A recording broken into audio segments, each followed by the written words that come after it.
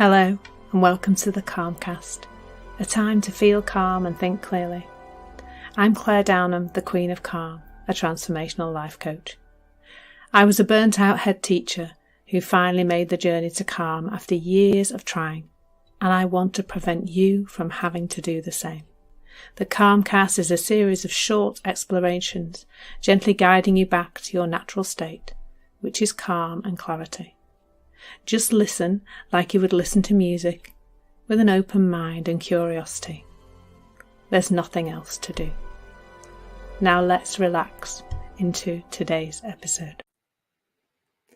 So today's episode is called Psychological Stress, and it's being recorded on Stress Awareness Day, or I'm here on Stress Awareness Day. So I did a little bit of poking around this morning about stress, because it's, we talk about it a lot as a society, and when you start to research it, you will find an awful lot of pointing in the direction of stress being a creation of the outside world. It is, I would say, an epidemic of understanding or believing that to be true. And goodness only knows when it started. It's probably seemed like it's always been that way, that we point to the outside world for where stress comes from. So, and I've done work with stress. I used to do a workshop called Stress to Success Habits. I still do work with stress all the time. But in this particular workshop, I used to do some surveys before I delivered it. And the majority of people who filled in those surveys pointed to something outside of them that was creating the stress that they were experiencing. Now, and also, like, we need to take stress seriously. Like, not our own personal, we need to look at that in a different way, but the impact on society is serious. That they do say that it is a cofactor in 90% of illness. The statistic used to be 70. It's like they're saying now, no matter what you've got going on physically, if you're stressed, it's going to be worse. And I've experienced that going through the menopause. I think really is the calmer I've got, the less menopause symptoms I've had, and stress is definitely a huge factor in menopause and the symptoms that we experience. But that's just one thing. There's many, many things that are worse if we're stressed. So I did a little bit of research, and I came across one particular article that was about types of stress. So it kind of categorized them into different things. And I want to talk about that because I was really interested to read this particular article and see that they were pointing to stress coming from all sorts of different places. So they categorize it in 4 different ways: physical stress, psychosocial stress, psychospiritual stress, and psychological stress. And you'll have noticed that this broadcast is called Psychological Stress. So I wonder where I'm going to go with that. Anyway, so obviously physical stress is to do with things like illness and things that are physically happening to your body. Now, our experience of those things, like I am not a denier of your physical body having things going wrong in it and things breaking and pains happening. But what I am saying is that your experience of that and the levels of stress that you have due to, because of that thing, looks like it's because of that thing, is not created by the thing. And we can see this, like for all of these things I'm going to talk about, we can see this when we consider 2 people with exactly the same symptoms, exactly the same illness, experiencing it completely differently. Completely differently. So what's the factor? What's the difference? Well, the difference is thought, as I will continue to point to in this broadcast. Psychosocial, these words, I've got them on a post-it note stuck here because they are such tongue twisters. Psychosocial stress Psychosocial stress is where it's the people, basically. It's the wife or the husband or the partner, it's the kids, it's the elderly parents, it's the job, it's my boss, it's, it's my colleagues, it's other people doing things. It's middle lane huggers. Definitely, they are definitely a stressor. I'm sorry if you're middle lane hugger. Please explain it to me. Anyway, there's all these people doing things we don't like, behaving in a way we don't like, and that they are creating our stress. But again, this is about getting curious about where you can see that just doesn't quite add up, because we can both have the same really unpleasant boss who is treating us in a very similar way and have a very different experience of that. You may have noticed in your own family, if you've got kids, that your children can be doing something, you might be feeling super stressed and your other half's like totally chill about it.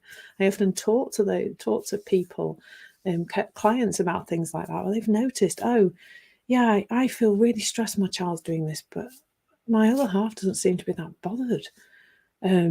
So it's seeing that it's not the person doing the thing that you don't like. It is to do with your thinking about it.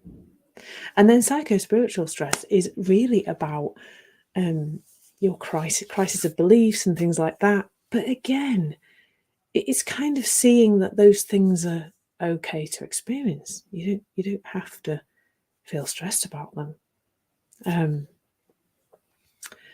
So the fourth one that they mention is psychological stress. And then in the psychological stress, it goes through all different types of thinking. And actually, it's seeing that the psychological stress is the umbrella over all of it. Now, here are 4 ways that I often mention to people that I think are really fun to go into an exploration about. Like, you're not a scientist, you're not trying to prove this right or wrong. You're an explorer hoping to see something new. I just heard Michael Neal talk about it like this yesterday. This is about just putting down all the things you thought were true for a little minute and getting into that kind of exploration you have when you go to visit a new place on holiday or something like that, just open-mindedness. So firstly, have you noticed that you can feel stressed about something, really stressed about it, and you're not even there? So that's that thing like on a Sunday night where you start to think about work. I know a lot of people who don't sleep well on a Sunday night because they're thinking about work. You're not at work.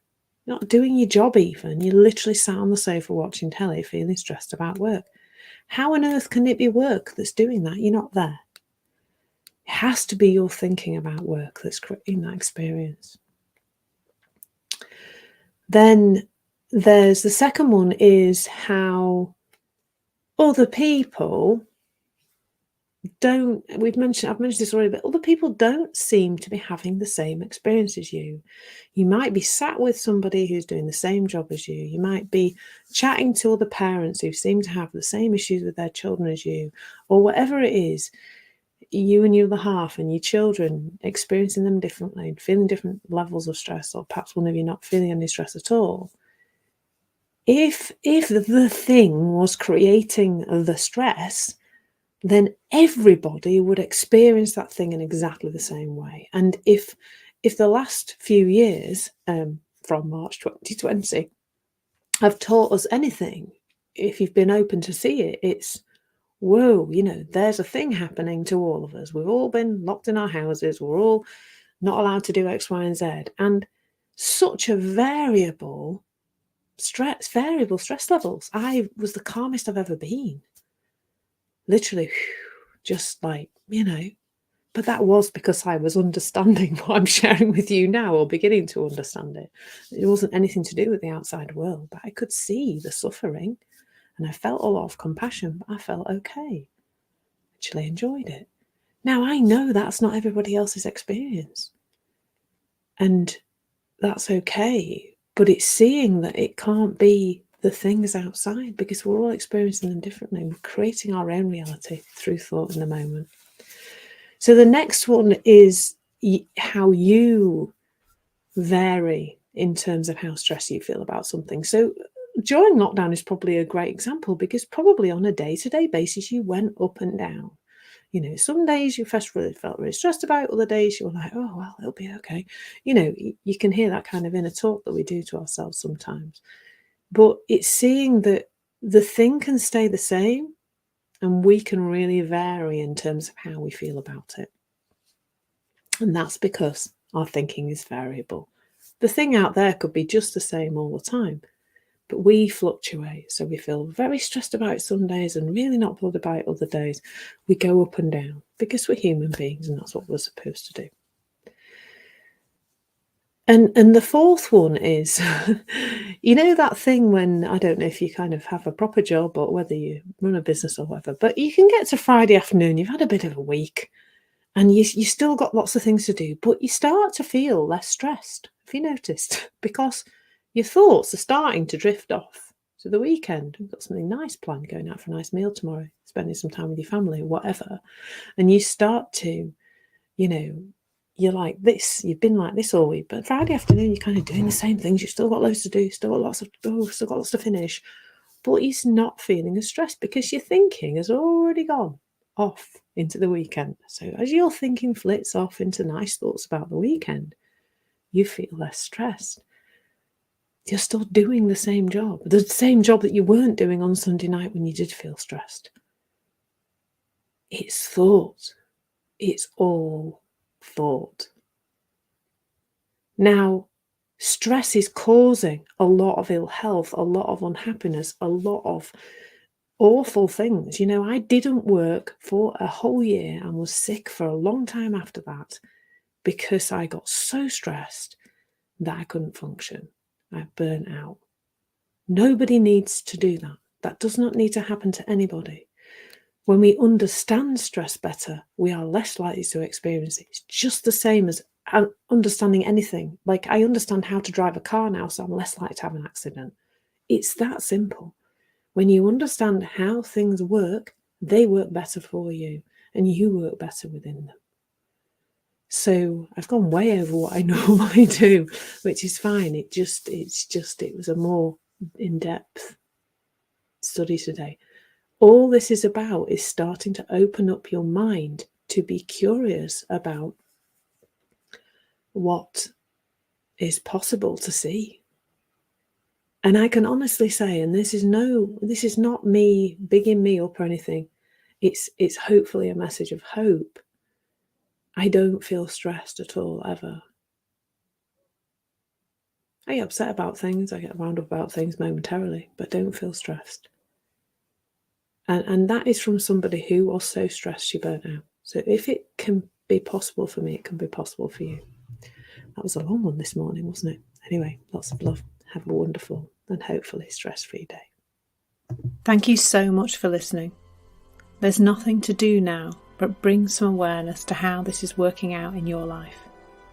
Listen regularly to experience longer and longer periods of calm. This has been the Calmcast with Clare Downham, Queen of Calm. Take care and keep listening.